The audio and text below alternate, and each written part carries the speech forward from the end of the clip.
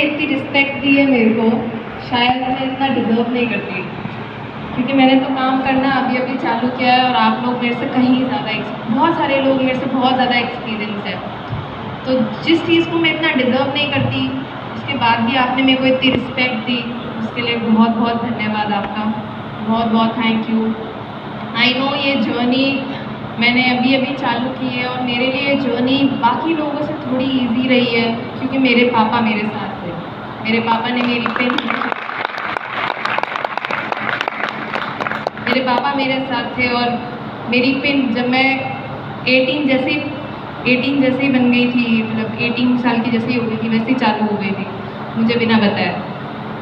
तब से ये चल रहा था, तो डेफिनेटली मेरे पापा ने मेरे लिए काम इजी कर दिया है।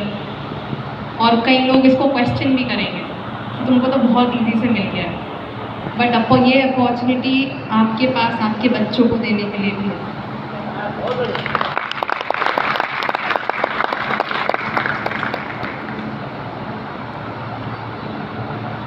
मेरा नाम अंजलि कोठारी है। नमस्कार आप सब लोगों को। नमस्कार। मुझे कई बार समझ में नहीं आता मैं क्या बोलूँ, क्योंकि मैं इतने सारे लोगों को देखती हूँ साथ में और एकदम से लगता है कि इतने बड़े लोगों के सामने बैठ के मैं क्या बोल रही हूँ, क्योंकि मेरे पास आपको कुछ सिखाने के लिए है नहीं। ना मैं आपको कुछ सिखा सकती हूँ, ना मैं आपको कुछ बता सकती हूँ आरसीएम के बारे में कि आरसीएम ऐसे करना चाहिए। बट एक चीज़ है जो मैं शायद थोड़ी ज़्यादा समझती हूँ, और वो इसलिए समझती हूँ क्योंकि ये मेरी खुद की स्टोरी है और मेरी खुद की स्टोरी मेरे से अच्छी कोई बता ही नहीं सकता। सुनना चाहिए मेरी स्टोरी। बात शुरुआत होती जब मैं बहुत छोटी बच्ची थी। जैसा कि पापा ने बताया, आरसीएम 23 साल का है, मैं 24 साल की हूँ। मैंने आरसीएम को बढ़ते हुए देखा है, मैं बड़ी हुई हूँ आरसीएम के साथ। बहुत सारे लोगों ने ऐसा देखा नहीं है और ऐसा आप लोगों को लग रहा होगा कि क्योंकि शुरुआत से मैंने आरसीएम को बड़े होते हुए देखा है, क्योंकि मैं भी आरसीएम के साथ बड़ी हुई हूँ, तो मुझे बड़ा प्यार होगा आरसीएम से, इसलिए मैंने आरसीएम करना चालू किया। बट मैं आपका कन्फ्यूजन ब्रेक करती हूँ, ऐसा कुछ भी नहीं था। मैं आरसीएम को हेट करती थी। मुझे समझ में नहीं आता था मेरे पापा आरसीएम क्यों करते हैं। मुझे बस लगता था आरसीएम ये फालतू का काम करते रहते हैं, पापा दिमाग क्यों खराब करते रहते हैं अपना, मेरा भी, मम्मी का भी, पूरा घर में सबका। और इसकी जब शुरुआत हुई, ये हेटरेट जब मेरे मन में चालू हुई, वो कुछ इस प्रकार से हुई थी कि जब मैं छोटी थी और मेरे मम्मी पापा ने मेरे को शिमला एक टूर पे भेजा था। स्कूल ट्रिप्स होते हैं ना, तो स्कूल ट्रिप पे मेरे मम्मी पापा ने मेरे को भेजा और 200-300 रुपये दिए थे उस समय के हिसाब से। अब मैं गई शिमला ट्रिप पे और मेरे को मेरी टीचर ने बोला, देखो भाई ऐसा तो है नहीं कि तुमको खाना वाना खरीदना है, और सेकेंड क्लास थर्ड क्लास के बच्चों को कौन सा खाना खरीदना होता है, सब कुछ पहले ही ला के दे देते हैं। तो मेरे को तो मेरी टीचर ने बोला, ये जितने भी पैसे दिए हैं ना तुम्हारे मम्मी पापा ने तुमको, अपने पापा के लिए शिमला से एक पेन खरीद के लेके आई थी। क्या? सिर्फ पेन।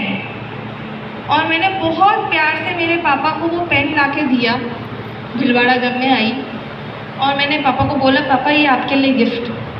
पापा, आप मानेंगे नहीं पापा ने क्या किया।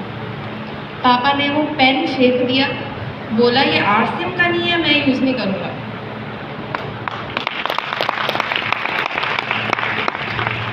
ये चीज़ आपको अभी अच्छी लग रही है, ये चीज़ मेरे को अभी अच्छी लग रही है।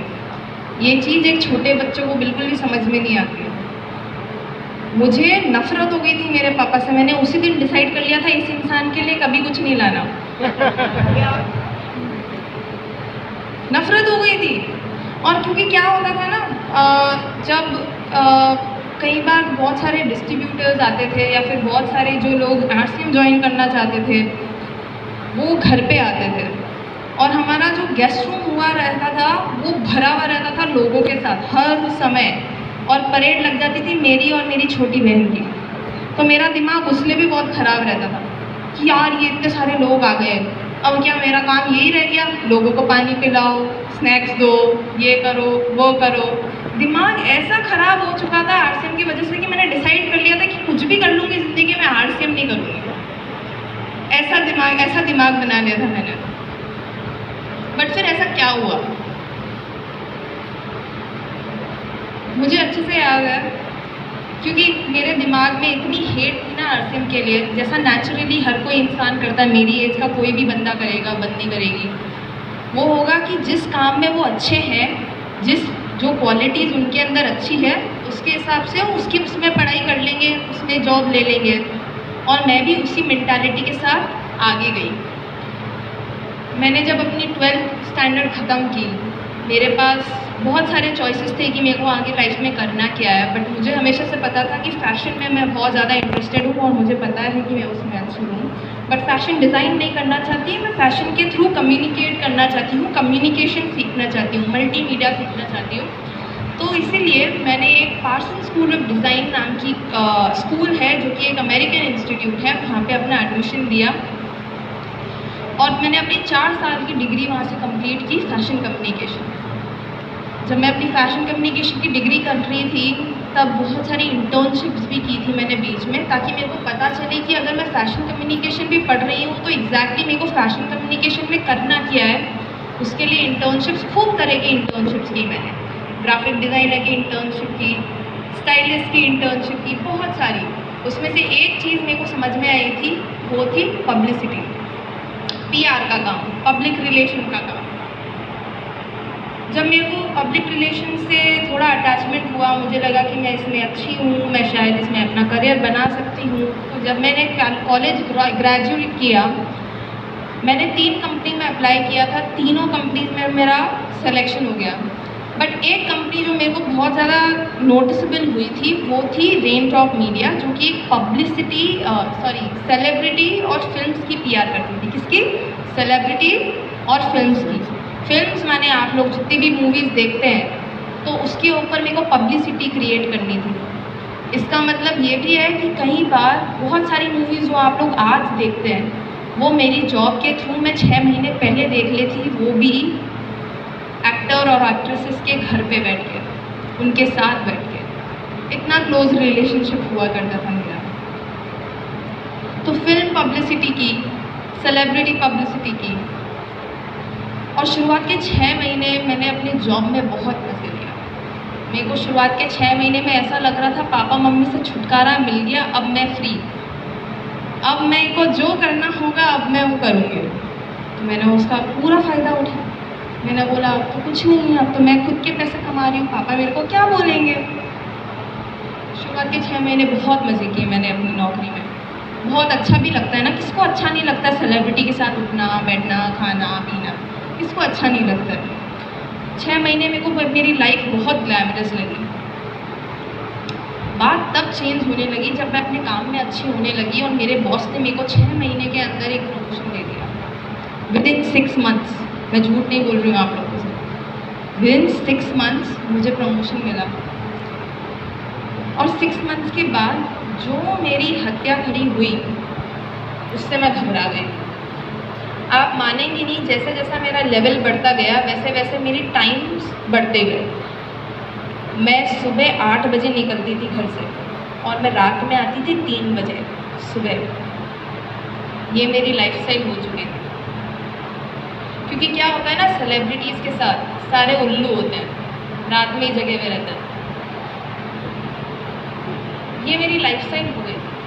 और किस पापा मम्मी को अच्छा लगेगा, बच्ची इतने रात में लेट आ रही है, काम करके आ रही है, अच्छा लगता है? नहीं अच्छा लगेगा, मुझे भी अच्छा नहीं लगता। जिस काम को मैं इतना प्यार करती थी, जिस काम से मैं इतना प्यार करती थी और मुझे लगता था कि हाँ ये ही मेरे लिए बना है, उस काम से अब मेरे को नफ़रत होने लगी। और मुझे कई बार ऐसा लगता था शायद है ना, ये एनवायरनमेंट मैंने मेरे घर पे देखा नहीं है, इसलिए मेरे को ऐसा लगता है कि शायद है ना इतना काम नहीं करना चाहिए। और बाकी सब लोग तो, मेरे सारे फ्रेंड्स, जब उनको भी प्रमोशन मिल रहा था वो तो अच्छे से काम कर रहे थे। बट क्योंकि मैंने मेरे घर पे वैसा वर्किंग स्टाइल देखा ही नहीं था, मैंने मेरे पापा को जब भी काम करते हुए देखा ना, हमेशा पैशन के साथ काम करते हुए देखा, लगन के साथ काम करके देखा। और मेरे साथ उल्टी चीज़ें हो रही जा रही थी। मेरे को ऐसा लग रहा था मेरे पापा तो क्या इतने प्यार से काम करते, इतने अच्छे से काम करते हैं, मैं इतना मर मर के क्यों काम कर रही हूँ। मेरे को उठना भी अच्छा नहीं लगता था मेरी जॉब के लिए, मेरे को बस रगेड़ के ले जाना पड़ता था कि वाह भाई चलो अभी आ जाएगा कोई। ये मेरी लाइफस्टाइल हो चुकी थी। मेरे को फर्स्ट रियलाइजेशन हुआ कि शायद मेरे पापा जो करते हैं वो मेरे से अच्छा है। मतलब कुछ ना कुछ तो करते हैं जिसकी वजह से उनको अच्छा लगता है काम करना, और कोई ना कोई तो रीज़न है इसकी वजह से वो बोर नहीं हुए अभी तक। तब मेरे को बस यही समझ में आया था, और ये मैं आपको बता रही हूँ 6 महीने इनटू द जॉब। मेरे को 6 महीने हुए थे जॉब करते करते। बहुत सिंपल सी बात है, राइट। मेरे को बस मेरा दिमाग ख़राब हो गया, मैं क्यों कर रही हूँ, मैं किसके लिए कर रही हूँ, क्या मिलेगा मेरे को इससे करके। ऐसा तो है नहीं, वाह चलो पैसे दे रहे हैं ना मेरे को, बट उन पैसों को कमाने के लिए भी तो मैं कितना टाइम लगा रही हूँ मेरा। और मैंने मेरे घर पे वो देखा ही नहीं। मेरे पापा तो हमारे साथ टूर पे भी जाते थे। मेरे पापा हर पेरेंट टीचर मीटिंग में भी आते थे, जबकि मेरे फ्रेंड्स के साथ ऐसा नहीं था। मेरे फ्रेंड्स के पापा मम्मी उनको टाइम भी नहीं देते थे। आप मानेंगे नहीं, जब हम लोग छोटे थे ना, मैं और मेरी सबसे छोटी बहन, हम लोग बहुत सारे टूर पे जाते थे।